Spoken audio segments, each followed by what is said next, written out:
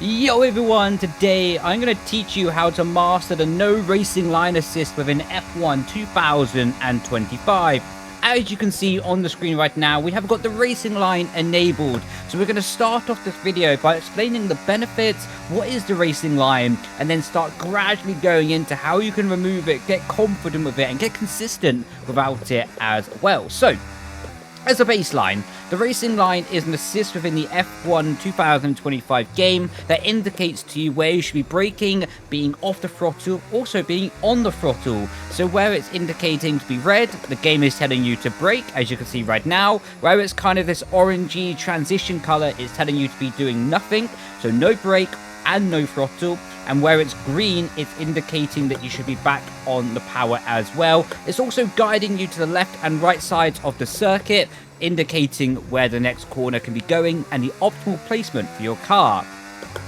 It also helps you judge where you need to be placing your car in multiple changes of direction. For example, going through into the first corners here in Spain. As you can see, we're on the final corner at the moment, but as we go through the pit straight, open DLS is going to be telling us to keep to the left-hand side of the circuit, and then also going through the chicane of turn 1, it's going to help us with the car placement so we don't run too wide on the first corner, opening up the second corner, and additionally for the third corner as well.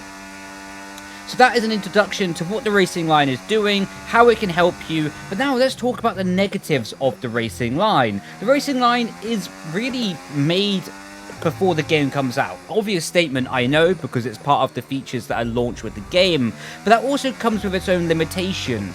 Top level like esports drivers, league racers, even playing career mode and anything like that, also trying to develop setups, develop driving styles, develop ways to go faster in the game, and more often than not, we end up going faster than the game is intended to be, because we find exploits within the setup menu, ways to just drive it faster, and just generally, because we have so much time to put into the game, we can find those sort of details to be maximizing the game's performance. So often corners that were seen to be a lift of the throttle, or intended to be a lift by the throttle by the game developers, have now become easily flat out due to how much we're pushing the game, turning hundreds of thousands of laps, probably millions of laps over the game cycle thus far, meaning that the racing line can be out of sync in some situations. For example, going through here, it's telling us to stay flat because it's an easy corner to be flat in, but later in the lap for turn 9 here in Spain,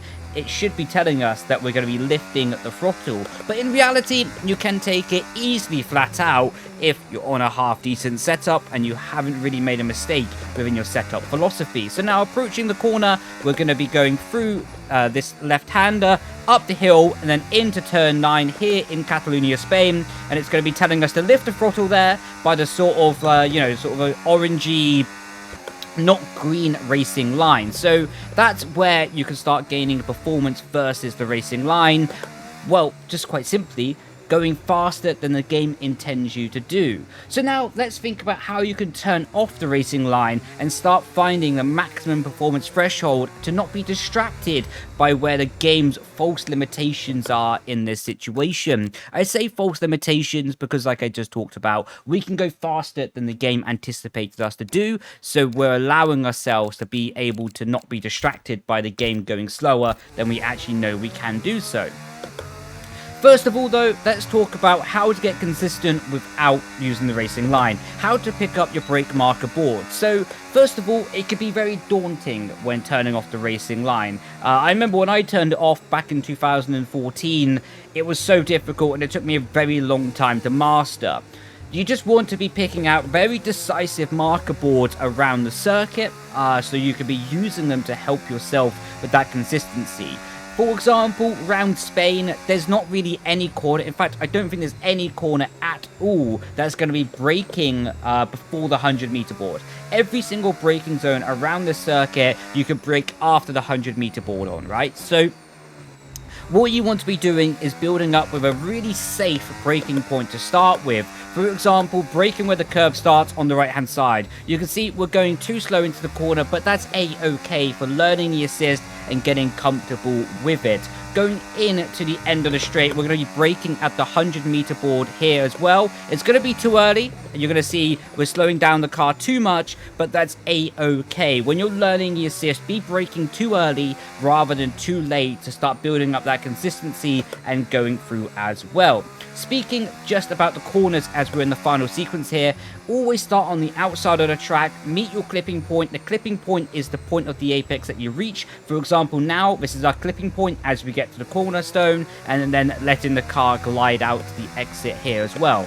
Unless you're going through a chicane like turn 1 and turn 2, always start on the outside of the track, reach your apex, and then guide back to the outside of the track again. If you're going through a chicane though, then you're just going to be starting on the outside of the track, going here in turn 1, reaching your clipping point, exiting in the middle of the track to be setting up the next corner, and then that allows you to go through your natural rhythm, then opening up the track on the exit. Providing there's more tight corners after that, you just continuously try to exit in the middle of the road just so your car can be prepared. Of course, as you get more detailed and more analytical in the ability to improve, then you will start picking up different racing lines, but for a baseline sort of starting position, you always want to start on the outside of the track, then guide into your clipping point, then go to the outside of the track on the exit. If you're on a chicane, always look to be exiting in the middle of the track to open up the following corner, and just keep on repeating that pattern until the corner exit is open and you don't have an imminent corner following on in that chicane process. Now going back to the braking points, to go back to that example so we can finish and elaborate on it just a little bit more. You just want to be picking out very consistent marker boards around the track. You are probably going to go slower when you're turning off the racing line to start with. It's a very difficult process to learn. So yeah, pick out those consistent marker boards. We're going to do a lap on board right now so I can just show you what I mean basically. And we're just going to be braking very early for every corner. So turn 1, we're going to be having our distinct braking reference being the 100-meter board. Again, it's much too early for optimal lap time performance, but it's a very consistent marker. Brake at the 100-meter board, back on the throttle on the exit, build up the throttle very carefully, flat out through turn 3. You can see, reach that clipping point and then to the outside of the track. 100-meter board again is very early but very safe. Reach your clipping point, keep good discipline of your racing line on the exit here. Now running up 100-meter board again, braking so early, but again just building up that consistency and allowing yourself to build up that confidence within that consistency as well. No 100-meter board, so brake where the curve starts. Again, a very distinct braking reference and allowing yourself there. Running up through the hill, and now easily flat out through here, lifting if you don't have the confidence to do so, but again outside of the track, apex outside of the track on the exit. 100-meter board here, reach your clipping point to the inside and then to the outside of the track again. Once again outside of the track, no distinct braking reference here, so just a tap of the brake and just following that discipline to keep that racing line in a really good way. Now into the final corner, and then you can see just here, normal racing line outside, clipping point outside of the track again. Now we're going to go a little bit faster on this lap. So we knew that we broke too early for the 100-meter board. We're going to start building up lap time. So we're going to brake at 90 meters before the corner this time. So we're going to just brake 10 meters later, and then again building up the speed. And what we're doing here is just starting to push that braking reference 10 meters later every single time until we reach the optimal braking zone. So again, building up that distinct reference. 100-meter board was the first lap. We knew it was too early. Now we're going to be braking at the 90-meter board this lap. And you could just continuously build that up, build that up, build that up, get your confidence, get your consistency. Then over time, eventually, you're going to start finding the optimal place to brake on every single track. And it's going to become like ingrained in your mentality, and it's going to be really instinctual eventually. And that's really where it becomes fun to master the no racing line. So again, now you can see we're starting to be on the limit of the brake pedal and then starting to carry really good speed into the apexes here in Catalonia, Spain.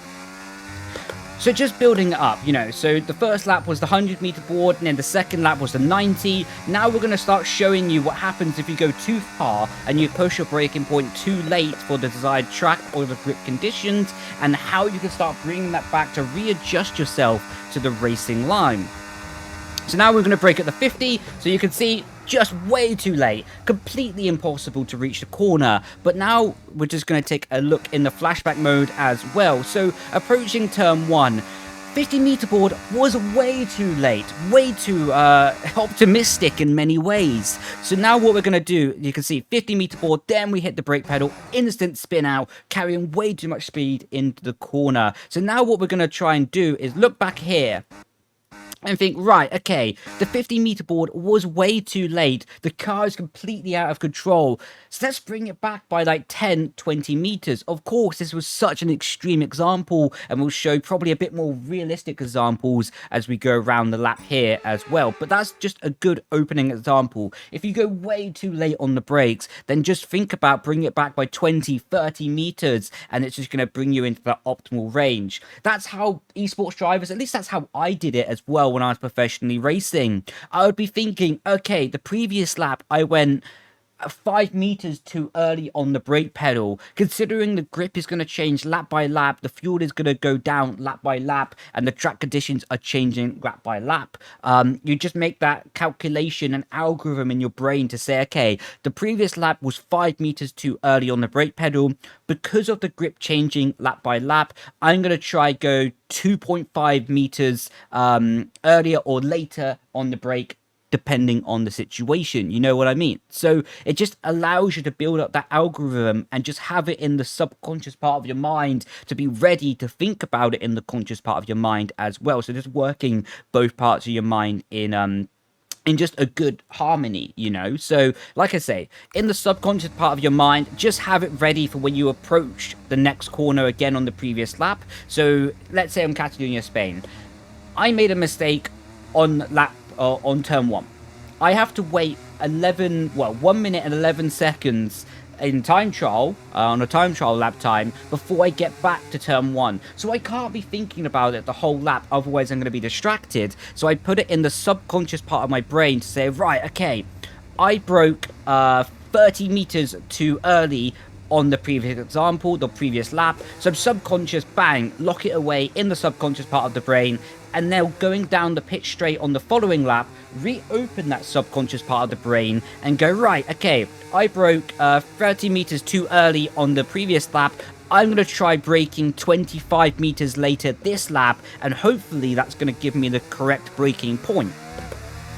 Always generally allow yourself about a 5 meter sort of opportunity to go right or wrong with it. That way 5 meters is not too drastic and it's not going to make the world of difference. But when you're exploring and trying different braking points, that 5 meter buffer can also be really healthy to minimize mistakes, you know? So yeah, just to summarize and cap off that point, if you make a mistake on a corner by braking too early or too late, make a mental note of it, how late or how early you broke.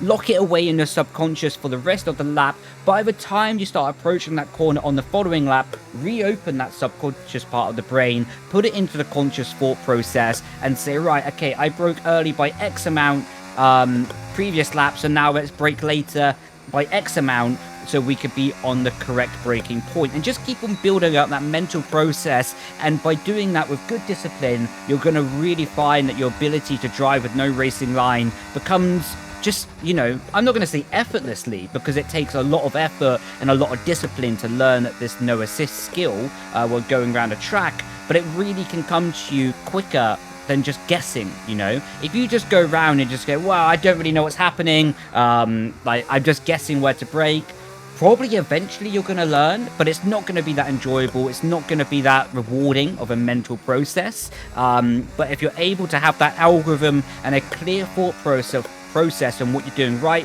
what you're doing wrong, and how you can improve, I'm pretty confident to say, I know it's for me anyway, very rewarding mentally to have that kind of structure to improve stuff. And I'm pretty sure for most people, it's quite rewarding when they know what they're doing right or wrong to continue improving their skill sets, you know? So that is just a global sort of way and a global advice I have to sort of getting that racing line off, how to start thinking about your braking points and how to build it up from track to track, condition to condition, and breaking point to breaking point. Now we're just going to finish off the video by just speaking about that racing line. Just because we touched upon it earlier, we're just going to wrap up that point, and then we'll wrap up the video just after that. So yeah, always approaching as wide as you can into the corner, reach a clipping point. If you're on a chicane, exit the first part of the chicane in the middle of the road to open up the second part of the corner, and then going through the lap. You know, on the outside of the track, reach a clipping point, back on the power, smoothly use up all the road on the exit, open up the track, and now you can see again to the outside of the road, reach a clipping point, and just smoothly back on the power, just continuously doing that rhythm, doing that routine. And then once you get really confident with how the track is flowing, how your racing line is evolving around that circuit, you can start trying to find little advantages, little places to gain time versus your rivals. For example, here in Catalonia, Spain, you just keep the car maybe a bit tighter to travel less distance, or maybe to get away from the dirty air of the car ahead to give yourself a better chance to overtake down the pit straight. Now going into the final corner here, you can see it's a pretty standard racing line, but the peak example, or the greater example I should say, of choosing a different racing line can come in turn 3 here in Spain, because it allows you to be very tight here, and where the racing line chooses to go very wide, you can go very tight here and save a lot of meters of distance around the lap. So you can see easily flat out by keeping the car tight on the inside here, and can gain yourself quite a bit of lap time potential. So of course, when you're starting, my best advice is to follow that general rule of thumb of start on the outside of the circuit, reach your clipping point, and then allow your car to gravitate to the outside of the circuit on the exit as well. As you get more advanced, as you get more confident, and you get more flowing with turning off the racing line and knowing where you want to be and the grip that you can predict to have, then you can start finding little advantages around the circuit on how you can be maximizing your lap time potential and gaining an advantage over your rivals. So that being said, I've been Brendon Leigh. Hopefully this tutorial has been helpful for you. Well, on the old part of the track now, I haven't been here for years. This is cool. I always liked the old layout with Spain. But yeah, I've been Brendon Leigh. Hopefully this guide has been helpful for you. And yeah, if you have any other tutorials that you'd like me to be doing, feel free to leave them down in the comments, and I'll try my best to make them happen, I should say. Make them happen for you. Again, on the old layout of Spain. This is quite cool. I think this was overhated, to be honest, that layout with Spain. I think for racing, it was really difficult, but for qualifying, it was quite rewarding. With that being said, though, thank you everyone for watching, and I will catch you in the next video. Grazie ragazzi. Ciao ciao. Bye bye.